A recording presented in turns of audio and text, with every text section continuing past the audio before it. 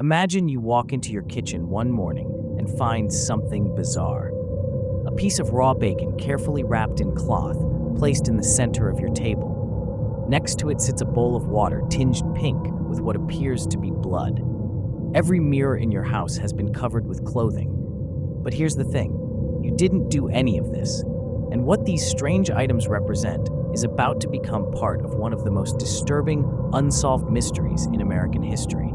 You see, these seemingly random objects were actually discovered in a modest white frame house in Villisca, Iowa, on the morning of June 10, 1912. But to understand why they were there, and more importantly, what they might tell us about one of America's most notorious cold cases, we need to go back to the day before, when 8 people were still alive, and nobody could have predicted the horror that was about to unfold. It's June 9th, 1912, and the air in Villisca, Iowa, feels electric with the kind of excitement that only exists in small towns on special occasions. If you were to walk down the main street that Sunday morning, you'd see people in their Sunday best hurrying toward the Presbyterian church, their shoes clicking against wooden sidewalks, the ladies' hats adorned with bright summer flowers. Among them is the Moore family.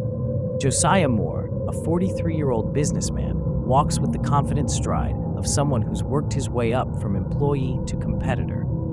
His wife, Sarah, 39, holds the hand of their youngest son, Paul, who's just 5 years old and keeps trying to run ahead to catch up with his siblings, Herman, 11, Catherine, 10, and Boyd, 7. But here's where we need to pay attention to a detail that seems innocent at the time, but will later become crucial to this story. You see, the Moore children have 2 friends with them, the Stillinger sisters, Lena, 12, and Ina, 8. The girls have gotten permission to stay overnight at the Moore's house after the church's Children's Day program. Their parents think it's safer than having them walk home late at night. As one witness would later recall, those kids were bubbling over with excitement about the program. Little Catherine Moore had a solo to sing, and she'd been practicing it for weeks. The witness remembers seeing Catherine clutching her sheet music so tightly it was crumpled at the edges. The Children's Day program goes off without a hitch. The church is packed, and among the crowd is a traveling minister named Reverend George Kelly, who seems unusually interested in the proceedings. Multiple people later remember him watching the Moore family intently, but at the time, no one thinks anything of it. But here's the thing about that church service. It would be the last time anyone would see these 8 people alive. As the sun sets on that warm June evening, the Moore family and their 2 young guests make their way home. Neighbors later recall hearing the children's laughter as they walk down the street. Sarah Moore's voice carries on the evening air as she reminds them to wipe their feet before entering the house. At around 10 p.m., the lights in the Moore house go out one by one. The last light to go dark is in the parents' bedroom, and that's when things start to take a turn that nobody could have anticipated. Now, imagine you're in that house as the family settles down for the night. The wooden floors creak slightly as everyone gets ready for bed. The children whisper and giggle until Sarah calls out one final good night. The house falls silent, except for the typical nighttime sounds, the tick of the clock in the hallway, the occasional distant bark of a neighbor's dog. But here's where things get disturbing, because somewhere in that house, possibly in the attic, where investigators would later find 2 cigarette butts, someone is waiting. And what they're about to do will shake this small Iowa town to its core. The killer's preparation is methodical in a way that sends chills down the spine of even the most hardened investigators. First, they disable the house's telephone line, a detail that suggests they knew exactly what they were doing. Then, they do something even more calculated. They remove the glass chimneys from all the kerosene lamps in the house.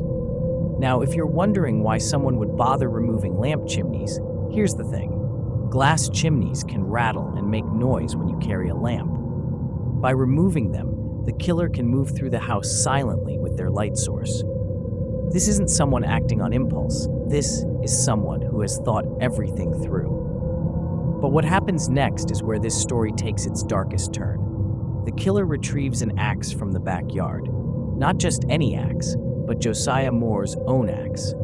Think about that for a moment. They didn't bring a weapon with them. They used the family's own tool against them, almost as if they were sending a message. Moving through the house with terrifying precision, the killer enters each bedroom. One by one, they strike each sleeping victim multiple times with the blunt end of the axe. But here's something that makes this crime even more chilling. After each murder, they take the time to cover the victim's face with bed sheets or clothing. Not only that, but they systematically cover every mirror in the house. They move through the rooms with an almost ritualistic purpose, as if following some dark ceremony that only they understand. And then there's the bacon. The killer takes the time to wrap a slab of bacon in cloth and place it on the kitchen table. In the kitchen sink, they leave a bowl of bloody water, suggesting they actually cleaned up after their horrific acts. But here's the detail that baffles investigators to this day. Nothing of value is taken from the house. The killer isn't there to rob the place. They have some other purpose, one that remains mysterious more than a century later. The next morning starts like any other in Villisca. Birds begin their morning songs, and the sun rises over the prairie horizon. Mary Peckham, the Moore's next-door neighbor, steps out onto her porch to enjoy her morning coffee, but something feels wrong. You see, Mary knows the Moore's routine by heart. By this time, Sarah Moore would usually be hanging laundry in the backyard.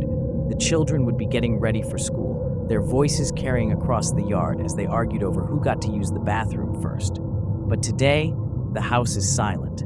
The curtains remain drawn. No smoke rises from the chimney, even though it's time for breakfast. Around 7 a.m., Mary notices something else that sets off alarm bells in her mind. You see, the Moore family's chickens are still cooped up, making distressed noises.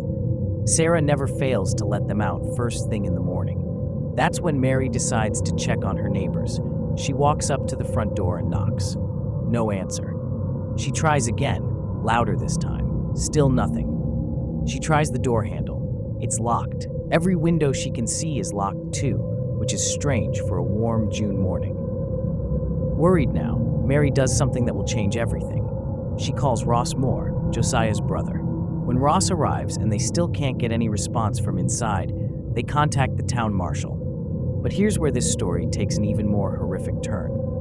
Because when they finally enter that house, what they find inside is so disturbing that it will haunt this community for generations. As they move through the house, they discover scene after scene of horror. But it's not just the brutality of the crimes that disturbs them. It's the strange details, the covered mirrors, the wrapped bacon, the bowl of bloody water in the kitchen sink. These bizarre elements suggest something more than just a random act of violence. But things are about to get even more complicated. You see, in 1912, forensic science is still in its infancy, and before any proper investigation can begin, something happens that will severely hamper any chance of solving this crime. Curious townspeople begin streaming through the house. By the time professional investigators arrive, more than 100 people have walked through the crime scene. Evidence has been contaminated or destroyed. Critical clues have been compromised. And with each passing hour, the chance of finding the killer grows smaller and smaller. The investigation that follows reveals 3 primary suspects, each with their own disturbing connection to the crimes. First, there's Reverend George Kelly, the traveling minister who watched the Moore family so intently at the church program. But here's the thing about Reverend Kelly. He becomes obsessed with the case in a way that raises red flags for investigators. He writes detailed letters about the murders, describing elements of the crime that haven't been made public. Then in 1917, something extraordinary happens. Kelly confesses to the murders. He provides details that investigators believe only the killer could know. But here's where things take another unexpected turn. He later recants his confession. Despite 2 trials, he's ultimately acquitted. The second suspect is Frank F. Jones, the prominent businessman and former employer of Josiah Moore. The theory goes that Jones, bitter about Moore's successful competing business, hired someone to kill him. As one investigator put it, the business rivalry between these men was the talk of the town. But despite his clear motive, no concrete evidence ever links him to the murders. The third suspect is William Blackie Mansfield, a man linked to similar axe murders in other states. Some investigators believe the Villisca murders are part of a larger pattern of axe murders that swept across the country between 1911 and 1913. But here's the twist. Employment records prove Mansfield was in Illinois at the time of the murders. And this is where our story takes one final unsettling turn. You see, the Villisca Axe Murder House still stands today. It's been restored to its 1912 condition and operates as a museum. But according to countless visitors, the house isn't empty. People report hearing children's laughter echoing through the empty rooms.